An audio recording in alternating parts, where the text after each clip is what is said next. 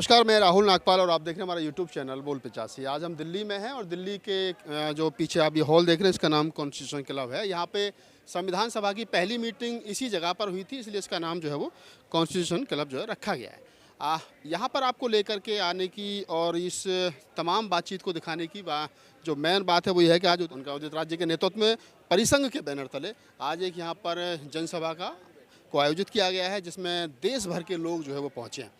लोगों की मांगें हैं सरकार से, बहुत सारी मांगें हैं और क्या क्या मांगें हैं तो तमाम लोगों को मालूम है कि नई पार्लियामेंट का नाम जो है वो भारत रत्न बाबा साहब डॉक्टर अम्बेडकर के नाम पे रखा जाना चाहिए। और बहुत सारी मांगें हैं, अंदर मैं लेकर चल रहा हूँ, आपको दिखाता हूँ कि किन मांगों के साथ देश भर के लोग जो हैं वो यहाँ पहुँचे हैं। तो मीटिंग जो है वो चल रही है और मंच पर लोगों का जो देश भर से लोग यहाँ पहुँचे हैं उनका संबोधन चल रहा है। डॉक्टर उदित राज अभी यहाँ पहुँचे, उनसे बातचीत करने की कोशिश करेंगे कि आखिरकार किन मांगों को लेकर के सरकार से क्या डिमांड है, क्या मांगे हैं उनकी, और जो देश भर से लोग यहाँ पहुँचे हैं वो किस प्रकार से यहाँ पहुँचे हैं और वो क्या उनके मन मस्तिष्क में सवाल हैं, उनकिन सवालों के आधार पर वो यहाँ पर अपनी मांगें सरकार के सामने रख रहे हैं। तो कुछ लोग हैं मेरे साथ। कहाँ से आए आप? कहाँ से आए? परिसंघ के हम लोग पदाधिकारी हैं। किन मांगों को लेकर के आप लोग यहाँ आए हैं? हम लोग जो मुख्य मांग है, हमारा जो संसद भवन बना है, संसद भवन उद्घाटन हो गया लेकिन उसका नामकरण बाबा साहब अम्बेडकर के नाम से चाहते हैं। और जो इस देश में निजीकरण हो रहा है उसमें हमें आरक्षण चाहिए, क्योंकि हमारे जो समाज के लोग हैं सबसे ज़्यादा इस समय बेरोजगार हैं। अगर उनको वहाँ पर निजीकरण में अगर आरक्षण का हमें जो है मौका दिया जाएगा तो हम लोग बेरोजगार से होकर के रोजगार की ओर जाएंगे। और जो प्रमुख हमारी दो मांगे आपकी प्रमुख हैं, निजी क्षेत्र में आरक्षण और नए पार्लियामेंट का नाम डॉक्टर अम्बेडकर के नाम पर होना चाहिए। क्या नाम है आपका?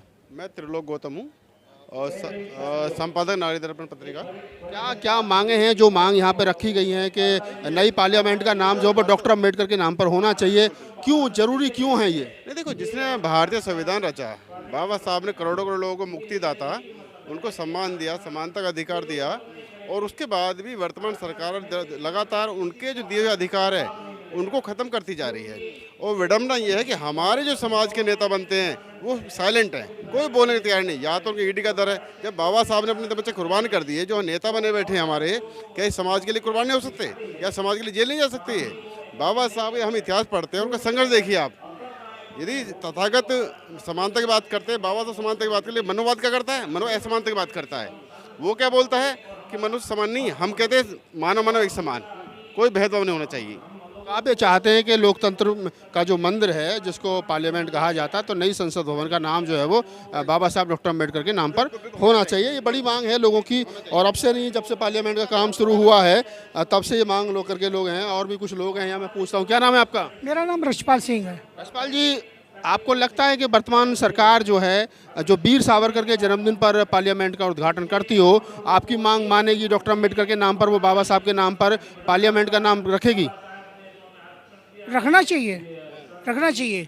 इतने विद्वान व्यक्ति भारत में पैदा हुए जो अमेरिका भी जिनकी तारीफ करता है, लेकिन हमारे देश की सरकार संसद भवन का नाम रखने में मत हिचकिचा रही है। और इसीलिए हम आए हैं कि सबसे बड़े विद्वान भारत के, उनका नाम बाबा साहब के नाम से पार्लियामेंट का नाम होना चाहिए। दूसरा ये है कि आरक्षण पे भी सरकार सोचे, उसको ख़त्म न करे। सारा निजी कर दिया, ये कहाँ जाएगी जनता? निजी क्षेत्र में आरक्षण की मांग, दो बड़ी मांगे हैं। क्या नाम है सर? सर तेजपाल सिंह, सहारनपुर से। जी, अगर सरकार नहीं मानते निजी क्षेत्र में आरक्षण की मांग, काफ़ी लंबे समय से चल रही है, 95 से आप लोग लड़ रहे हो उस बात को लेकर के, लगभग 25, 27 साल, 30 साल होने जा रहे हैं, सरकार सुनने को तैयार नहीं है। क्या करोगे? आंदोलन का रास्ता अपनाओगे या इसी तरीके से आंदोलन कर? सड़क पर आंदोलन करना पड़ेगा, इसके लिए इसका चारा फिर कुछ है नहीं। निजी क्षेत्र में आरक्षण बहुत ज़रूरी है आज की डेट में, क्योंकि सरकारी नौकरियाँ खत्म होगी धीरे धीरे। तो ऐसी पोजीशन में आरक्षण निजीकरण बहुत ज़रूरी है। आरक्षण में निजीकरण में आरक्षण जरूरी है। क्या नाम है? नेपाल सिंह गौतम है, नोएडा गौतम बुद्ध नगर से। नेपाल जी, और क्या मांग है जो लोग आप यहाँ इकट्ठा हुए हो? भाई मांग तो हमारे पुराने मुद्दे हैं। जो हमारा SC ST OBC है उसका आरक्षण को ये ख़त्म कर रहे हैं, और ये कहेंगे कि हमने एक बाबा साहब के नाम से तीर्थ स्थल बना दिया। ये हमने उस महापर्व तीर्थ स्थल बना दिया, बाबा साहब की जयंती मना रहे, लेकिन उसके आड़ में हमारे अधिकारों को ख़त्म करते जा रहे हैं और निजीकरण को बढ़ावा देते जा रहे हैं।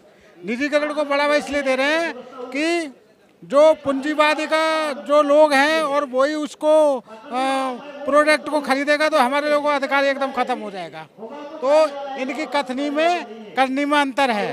और मैं तो यही चाहूँगा, SC ST OBC माइनॉरिटी जब तक एक मंच में नहीं होंगे, भाईचारे के लिए काम नहीं करेंगे, मिशन के लिए नहीं काम नहीं करेंगे, लड़ना और मरना नहीं सीखेंगे और उसको अटक नहीं रहेंगे, तो जब तक हमारा ना सम्मान बचेगा ना अधिकार मिलेगा।